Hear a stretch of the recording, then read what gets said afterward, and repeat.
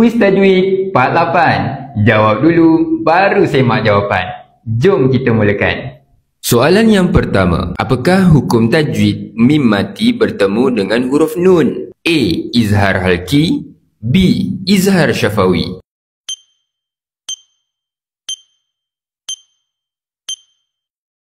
Jawapannya B.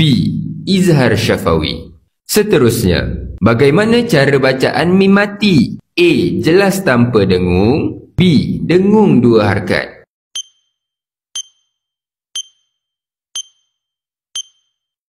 Jawapannya A. Jelas tanpa dengung. Seterusnya, huruf jim sukun dibaca dengan lantunan. A. Salah, B. Betul.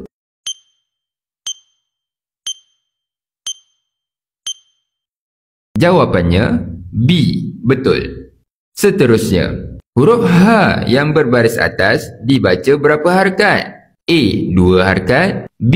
2, 4 ataupun 6 harakat.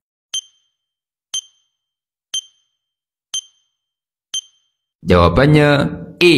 2 harakat. Seterusnya, apakah hukum tajwid apabila berhenti bacaan? A. Mad iwad, B. Mad lin.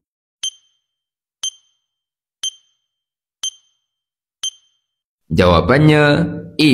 Mad iwad. Selesai 5 soalan untuk kuis kali ni. Dapat berapa betul? Kongsikan di ruangan komen. Jangan lupa like dan kongsikan video ni kepada seseorang.